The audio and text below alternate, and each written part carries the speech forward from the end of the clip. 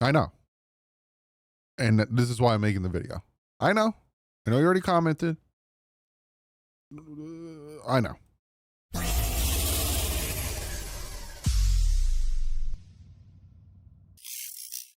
What is up, Finn fans? Happy Monday morning to y'all.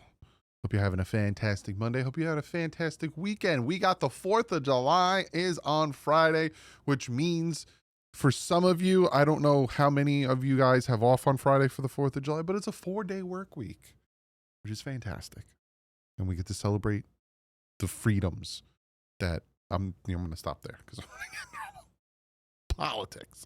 Anyway, so I know you see the title, and if you notice, I put reaction and then I put what the title is because I know what you're going to say. Why are you even talking about it, Doug? What is this even going to do? Who gives a crap? Blah, blah, blah, blah, blah. I started this channel because I wanted to, give my voice, my opinion, take what I do, my degree and bachelor's degree in film and audio and media. And I want to take my love and knowledge of football and my love of the Dolphins. And I also wanted to build a community where everyone can talk and all this stuff. So the 52,000 plus subscribers I have, if enough come to me and say, hey, Doug, and 20,000 plus on Twitter, if they come to me and say, hey, Doug, what do you think of this? I'm gonna talk about it. So enough of you guys came to me asking me about this ESPN article written by Aaron Schatz, SCHTZ. I'll link it in the description, the article, if you want to go read the entire article. But he made a whole article proposing one final offseason move for all 32 NFL teams. And what did he have the Miami Dolphins doing? He had the Dolphins signing Keenan Allen. He says Tyreek Hill and Jalen Waddle give the Dolphins two excellent outside receivers, but there are questions about the slot. Right now, Miami's top slot option are the Washington Not brothers. What is it? That's horrible. 2 lower round draft picks a year ago in 2024. Malik Washington just had 26 catches for 223 yards with no touchdowns, while Taj Washington missed his entire rookie season with an undisclosed injury. That makes Miami perfect landing spot for a seasoned veteran slot receiver like Allen. Allen is 33, but still had 7 catches for 744 yards and 7 touchdowns in Chicago a season ago. He did poorly in ESPN's receiving tracking metrics last season, but still got open. And indicated by his 57 open score, Hill and Waddle would give Allen a ton of room to work underneath, giving quarterback Tua Tagovailoa a nice security blanket. No!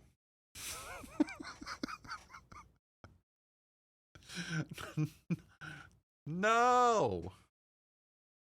No!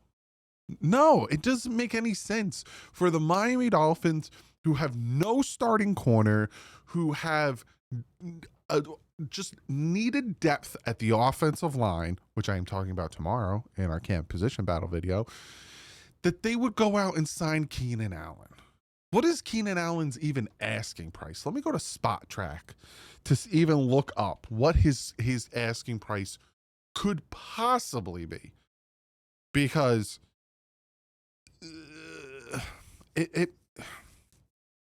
it makes no sense. It makes no sense at all. Let's see. Wide receivers. Okay, here we go. Jameson Krause, Amari Cooper, Keenan Allen. Look at this. Would you look at this? I'm gonna put myself up here. Keenan Allen, right here, $11 million. This is his market value. Now, obviously, he's not going to get $11 million because he's still a free agent. His contract that he signed with Chicago was... Can't even see it. He got $23 million for his 1 year in Chicago. No, the Miami Dolphins need a lot more We're sitting here at $13 million in cap space. We still haven't traded Jalen Ramsey. There's talks that he might not get traded because what the Dolphins are asking for. But if they do trade him, then we sit at 23, and then all of a sudden things get talking about. And all right, maybe we go out there and, whatever. But we have needs at corner. Like I said, we have needs at depth at offensive line. To bring in Keenan Allen just makes zero sense. And some of the comments that I popped up, and there were a lot more that I could have filled the screen up with even more. A lot of them were talking about that they need a big body receiver. They need a guy for the red zone, and, they need, this and that, which I don't disagree. You guys know how I feel about, the fact that, our top two wide receivers are under 6 foot, but they brought in Westbrook. Now, is Westbrook Keenan Allen? I honestly, Keenan Allen's 33. Westbrook is not 33. So, you asking me today, obviously, no, Keenan Allen is, a different type of receiver than Westbrook. But we saw what Westbrook can do with less quarterbacks throwing to him. And he played, pretty well. What do you have? 9 touchdowns last year? So, and then we have some other guys we brought in.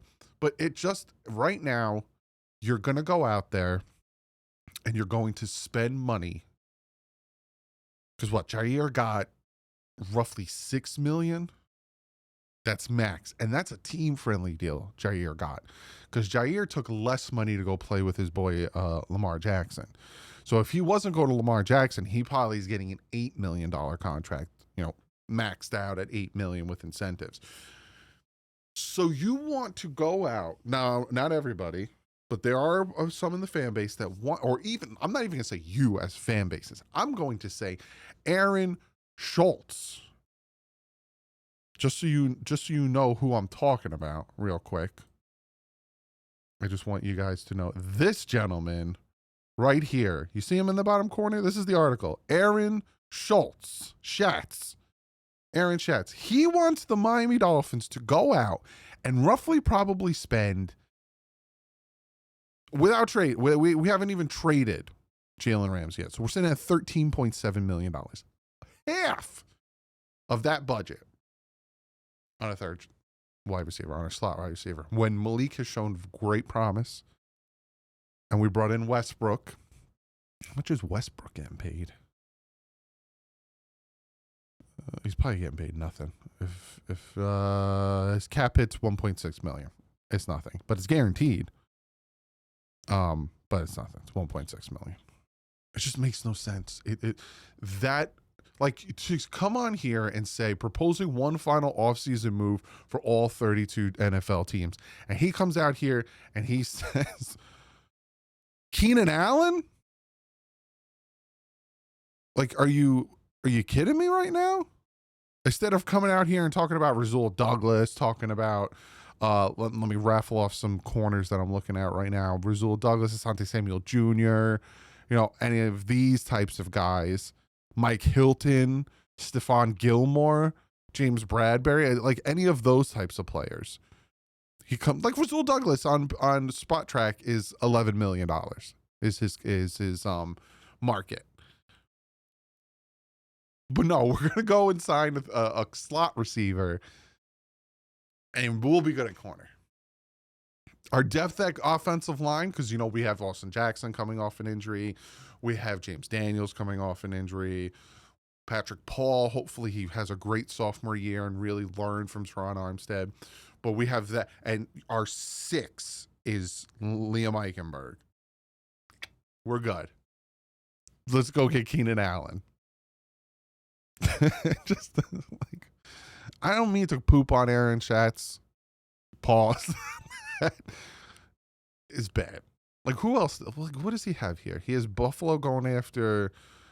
Oh, okay. So one final offseason move. He has Buffalo extending their left guard. He has New England extending their corner. He has the Jets extending Sauce Gardner and Garrett Wilson. Doesn't have the Dolphins extending Sealer. No, go spend money on Keenan Allen. Baltimore extending Lamar Jackson, Cincinnati solving the Shamar Stewart problem, Cleveland makes some decisions on the offensive line, Pittsburgh extend TJ Watt. Oh, he has Houston signing Rasul Douglas. He has Indy signing Justin Simmons.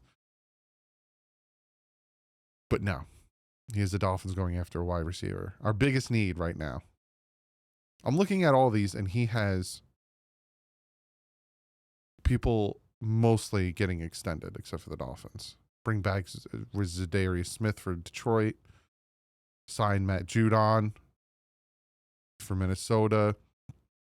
He has the Giants trading edge rusher Kayvon Thibodeau. And he has the Dolphins going out and signing Keenan Allen, 33-year-old wide receiver. Not saying he can't do it anymore, but let's focus on a position that isn't a need and position that's not going to really do much in moving the needle for this team to be competitive this season. No. And again, like I said, you guys ask me enough. You guys want a video made enough. You guys want me to talk about a topic enough. I will talk about it. I do these for you, some for me. It is fun for me, and I like talking about things and venting about things, but mostly it's for you. So you want me to do, you say enough times to do it, I'm going to do it.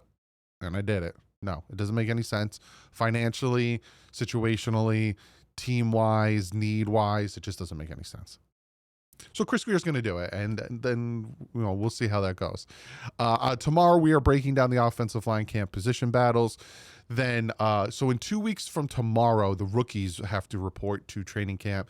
Then the following Tuesday after that, the 22nd, the vets, and then I think they get to work on the field on the 23rd. And then camp is officially open to the public on the 26th. So we're getting there. We got about 3 more weeks, and then things are going to start steamrolling. So tomorrow's offensive line, Friday's defensive line, Monday, I'm talking pass rushers. Then the 11th is linebackers, 14th is corners, and then we finish our camp position battles on the 18th, talking about safeties. So we're almost there. We got about 6 more episodes of that, and in between, I'm going to do other things. I'm going to do a Q&A. I think Wednesday's video, I'll tell you guys to leave questions for Q&A, and I'm going to go live. I think I'm going to go live one of these Wednesdays or something and do Q&A that way. But other than that, I'll see you tomorrow. Like usual, stay classy. Offense up.